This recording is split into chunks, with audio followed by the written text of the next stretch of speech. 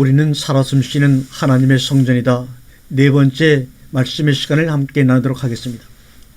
큰 물건이 작은 주머니에 절대로 들어갈 수가 없습니다. 하물며 우주보다 크신 하나님이 미물보다 못한 우리 속에 들어오신다는 것 하는 것 자체가 신비라고 말씀을 드렸습니다.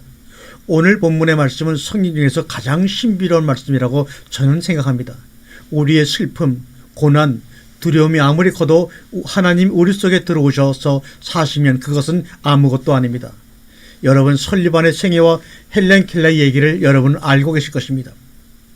너는 나를 누구라고 하느냐? 마태복음 16장 15절에서 주님이 물어보자 베드로는 주는 살아계신 하나님의 아들입니다. 이렇게 말하자 이를 알게 하는 이는 혈육도 아니요 하늘에 계신 내 아버지다. 이렇게 서로가 대화를 하고 계시는 것을 우리가 볼 수가 있습니다. 왜 알게 하신 이가 하나님이 아니고 아버지라고 하셨을까? 여기에 한번 여러분이 집중해 본 적이 있으신가요? 아버지만이 자식을 알기 때문에 그렇게 한 것입니다. 반석 위에 내 집을 짓겠다고 선언하시면서 그 집을 열고 닫을 수 있는 열쇠를 주시겠다고 약속하시면서 반석 위에 내 집을 지으라고 하지는 않으셨습니다. 그러나 베드로는 주님의 공생 기간 동안 결코 반석의 삶을 살지 못했습니다. 주께는 이 일이 미치지 아니하리이다. 이렇게 얘기하자 주님은 곧바로 베드로를 칭찬했던 그 주님은 사탄아 물러가라. 내가 하나님의 일을 생각지 아니하고도 오히려 사람의 일을 생각하는도다. 나를 따라오려거든 자기를 부인하고 자기 십자가를 지고 나를 따를 것이니라. 결국에는 예수님을 3번이나 부인까지 하면서 반석 위에 내가 스스로 당신이 거하실 집을 짓겠다는 잘못된 고백을 인하여 그는 실패를 하고 맙니다. 반석은 예수님에게만 해당하는 말씀입니다. 고로 너와 내가 하나가 될 때까지 거기에 내가 거주할 집을 짓겠다는 말씀이 바로 고린도서 3장 16절의 말씀입니다. 왜 반석 위에 집을 짓지 못할까? 누가복음 6장 48절을 보게 되면 집을 짓되 깊이 파고 주초를 반석 위에 놓은 사람과 같으니 곧 물이 나서 탕류가 그 집에 부딪히되 잘 지은 연고로 능히 유동치 못하거니와 라고 말씀하십니다. 반석 위만 생각하니 속에 뿌리를 내리는 것을 잊어버리고 말았습니다. 뿌리 내리지 못하고 반석에 달랑 집을 지으면 오히려 모래성보다 더 위험한 거 아시죠? 반석 속으로 깊이 뿌리를 내려야 안전한 집이 되는 것입니다. 그런데 인간의 힘으로는 바위에 뿌리를 내릴 수 없기 때문입니다. 하나님이 우리 안에 들어와 주셔야 가능한 일입니다. 그래서 우리와 하나가 되어 주실 때 비로소 가능한 것이죠. 이를 위해 예수님의 승천 후 열흘 되는 오순절날에 성령이 마가의 다락방에 모여 기도하던 이들에게 임함으로 말미암아 그 일이 가능해진 것입니다. 그 당시처럼 믿는 자들에게 대한 박해가 심했던 적도 없었습니다. 그럼에도 불구하고 사도행 2장 4절에 하나님을 날마다 찬미하며 온 백성에게 칭송을 받으니 주께서 구원을 받는 사람을 날마다 더하게 하시니라고 증언까지 하고 있습니다. 그럼 너는 나를 누구라고 하느냐? 내가 누군지 확실히 알 때 평안이 오고 삶의 목표와 꿈이 확실해지는 것입니다. 나는 하나님의 집이다. 없다는 것이, 부족하다는 것이, 가난하다고 하는 것이, 몸이 병들었다는 것이 삶의 이유가 되고 타인에게 희망을 줄 수가 있습니다. 집이란 집 자체보다 누가 그 집에 살고 있느냐가 더 중요합니다. 하나님이 나와 함께 사신다. 나는 하나님과 더불어 사는 집이다. 사도 바울은 우리에게 이렇게 당부합니다. 우리 안에 거하시는 성령으로 말미암아 내게 부탁한 것은 아름다운 것을 지키라. 디모데후서 1장 4절의 말씀이죠. 신앙을 지키라는 말은 무슨 말입니까? 하나님과 만나고 하나님과 함께 일하는 말입니다. 예배와 경작이 하나로 나아가는 겁니다. 소명을 지키라는 말은 무슨 말입니까? 하나님의 부르심을 우리가 지켜나가는 겁니다. 로마서 8장 16절에 성령의 진이 우리 영과 더불어 우리가 하나님의 자녀인 것을 증거하시나니 16절에 그렇게 말하고 있습니다. 우리말 명사의 중에 안과 속이라는 말이 있습니다. 언뜻 보기에는 같은 의미 같지만 전혀 의미가 다릅니다. 한번 보실까요? 거울 속, 물 속에, 빛 속에, 폭풍 속에라고 하지 거울 안, 물 안이라고 하지 않습니다. 또 내 뱃속에 난 자식이라고 하지 내 배 안으로 난 자식이라고 안 합니다. 가슴 속이 답답하다라고 하지 가슴 안이 답답하다라고 안 합니다. 방 안에 있다라고 하지 방 속에 있다라고 안 합니다. 속이 꽉 찼다라고 하지 안이 꽉 찼다는 말을 안 합니다. 안은 공간의 한 부분을 의미하지만 속은 안과 완전히 하나 되어 분별할 수 없는 것을 속이라고 말합니다. 즉 하나님의 영이 너희 안에라는 말보다 너희 속에 있다는 번역이 더 맞는 말이라는 것을 말씀드리고자 하는 것입니다. 왜냐하면 그것은 내 속의 어느 빈 공간의 일정 부분을 차지하고 계신 것이 아니라는 말입니다. 내 안에 나와 하나가 되었다는 의미이기 때문에 너와 내가 구별이 안 되고 하나가 되었다는 말입니다. 다시 말하면 하얀 물감에 천에 물감이 들어가지고 천과 물감이 구별 안 되는 그런 아름다운 상태를 얘기하는 것입니다. 영어의 이는 사물 속의 한 부분을 이루고 있는 느낌을 표현합니다. 내 안에 꽉 차 있다는 의미입니다. 부인에 해당하는 말을 와이프라고 하지만 실은 우리말 안에 해당하는 영어는 없습니다. 그래서 아내를 번역할 때 베러 할프라고 베러 할프 더 나은 반쪽 이런 말입니다. 아내는 내 안에 나와 함께하는 사람인데 그로 인해 내가 더 온전한 인간이 된다는 의미로 우리는 아내를 번역할 때 베러 할프라고 얘기하는 것입니다. 참으로 우리나라 말에만 있는 멋진 말입니다. 사랑하는 여인을 사랑하는 사람을 연인을 우리가 스위트 하트라고 합니다. 이것은 심장은 피를 온몸에 방출하는 기관이지 않습니까? 예수님이 십자가는 죄로 인해 죽을 수밖에 없는 헐벗은 인생들에게 새로운 삶의 회복을 위해 예수님의 피를 공급해주는 바로 스위트 하트입니다. 참 행복이란 나의 십자가를 통해 저 사람이 행복해하는 모습을 볼 때 나 자신의 참 행복을 느낄 수가 있습니다. 이것이 바로 참 하나님의 나라입니다. 은과 금은 내게 없거니와 그리고 번지 점프의 믿음에 대해서 우리가 한번 생각해 보겠습니다.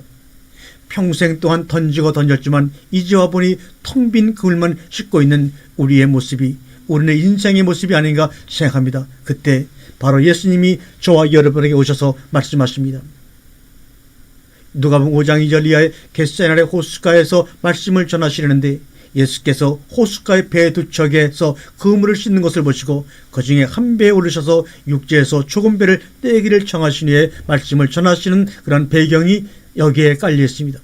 그 예수님이 저와 여러분에게 오늘 말씀하십니다. 깊은 데로 가서 그물을 내려 고기를 잡으라. 오감의 만족을 위해 평생을 살았던 그 모습이 아니라 영혼의 깊은 곳에 그물을 내리려는 삶을 살라고 말합니다. 그때 우리의 대답은 시몬의 베드로와 같이 평생을 살아온 성식에는 전혀 맞는 말이 아니지만 밤새도록 수고하였을 때 잡은 것이 없지만 당신의 말씀에 의지하여 내가 그물을 내리겠나이다.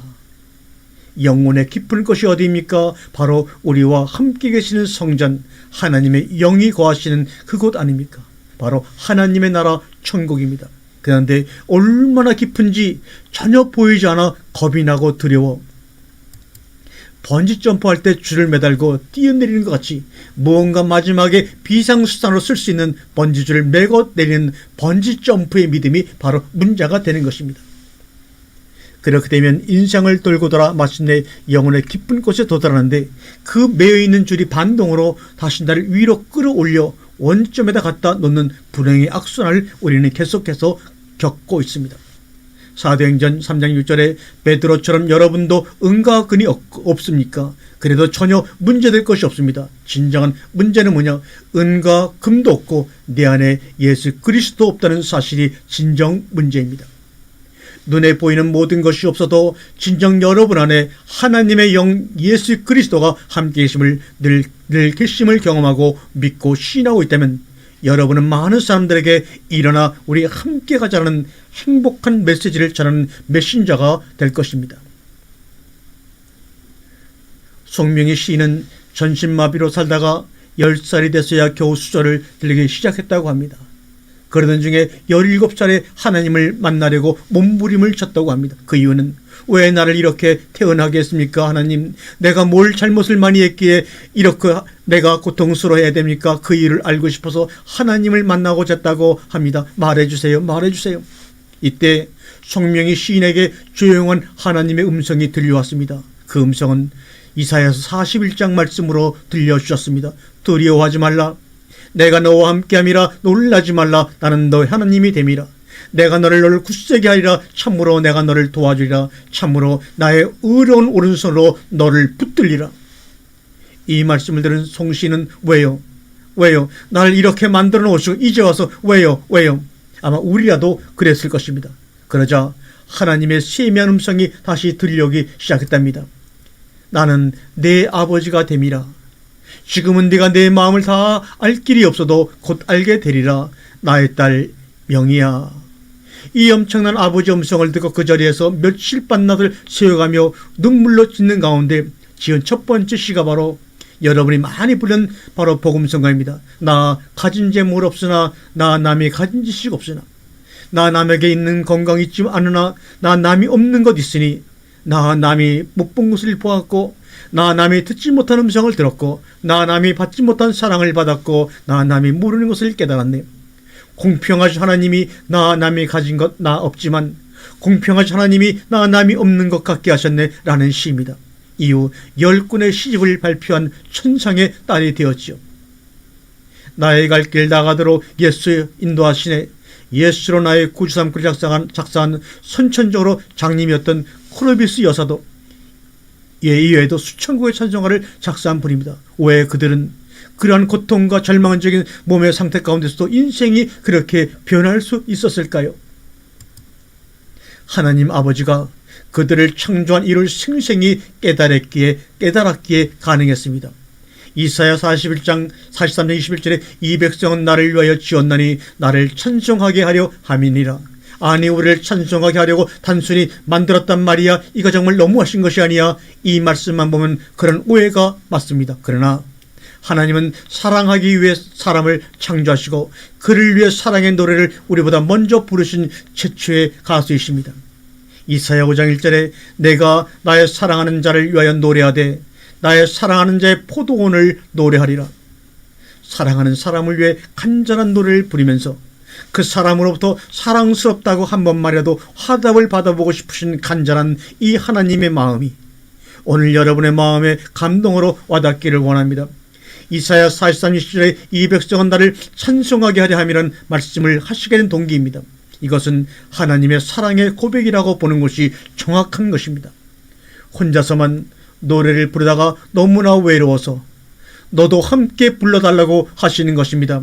이제는 너를 나의 거처로 삼고 들어가 그 속에서 함께 서로 사랑의 노래를 부르자 이 말입니다. 마치 고려시대의 유행가의 한 장면 같습니다. 얼음 위에 댄잎자리 보아 님과 나와 얼어 죽을 망정 정든 오늘 밤 더디 세웠으면 또한 김종환 가수가 사랑을 위하라는 그런 노래 중에 이런 가사가 있습니다. 이른 아침에 잠에서 깨어 너를 바라볼 수만 있다면 얼마나 멋진 가사입니까? 주님이 시편 5편 3편에 여호와여 주께서 나의 노래를 들으시니 아침에 내가 주께 기도하고 바라리이다. 나의 힘이 되신 여호와여 내가 주를 사랑하나이다. 이 고백이 바로 오늘 여러분과 저의 고백이 되기를 주님의 이름으로 간절히 축원합니다. 사람을 향한 그분의 사랑은 그대로 남녀 간의 사랑 또는 가족 간의 사랑을 의미하는 하아바였습니다. 높은 데서 바라보고 계시는 사랑이 아니라 사람에게로 내려오셔서 그 영혼 가운데 들어오시어 영혼이 함께 하시는 사랑이었습니다. 그래서 창세기 18장 15절에 내가 너와 함께 있어 내가 어디로 가든지 너를 지키며 너를 이끌어 이 땅으로 돌아오게 할지니라. 내가 내게 허락한 것을 다 이루기까지 너를 떠나지 아니하리라. 이것은 롯을 향한 보아스의 사랑 같은 것입니다. 롯기 3장 18절에 그 사람이 오늘날 이 일을 성취하기 전에는 쉬지 아니하리라. 사람이 왜 살까요? 우리가 왜 삽니까? 아버지 하나님이 우리를 사랑하신 것 같이 아버지를 사랑하고 우리가 서로 사랑하려고 사는 것입니다. 사랑하지 못하고 사는 인생은 살아있으나 죽은 인생입니다. 바로 이러한 삶이 우리 모두에게 남은 삶 동안 역사하여 가슴에 끓어오르는 그 뜨거운 사랑의 열정이 우리의 손과 발을 움직이는 원동력이 되기를 간절히 다시 한번 축원을 드립니다. 성경은 하나님의 심정과 마음을 기록한 책입니다. 고로 하나님의 관점에서 읽고 이해되어야 합니다. 그러나 대개는 인간의 관점에서 이해하고 뜻을 이해하려고 하니 여간 부담스럽고 이해하기가 쉽지 않고 자신이 노력해야만 하는 것을 알아 스스로 짐을 지는 삶을 삽니다. 화두를 가지고 평생을 돌을 닦고 면벽을 하고 명상을 해도 자신을 초월치 못하는 것이 인간입니다. 죽음이 주는 공포를 벗어날 수가 없습니다. 불교계의 큰 스님이라는 교봉 스님은 죽을 때 큰 소리로 무라고 했으며 성철 스님은 물은 물이고 산은 산이라고 하면서 인정했다고 합니다. 그에 비해 일반인들은 뭐뭐할 걸 미안해 하고 죽는다고 합니다. 왜 그럴까요? 세상에서 확실한 것은 하나도 없다는 것, 영원한 것이 하나도 없다는 사실 때문에 그렇습니다. 하나님이 우리에게 영생을 주신 것과 이 생명이 그의 아들 안에 있는 그것이라. 오직 하나님의 말씀만이 1.1핵도 가감이 없는 진리요 확실한 답입니다.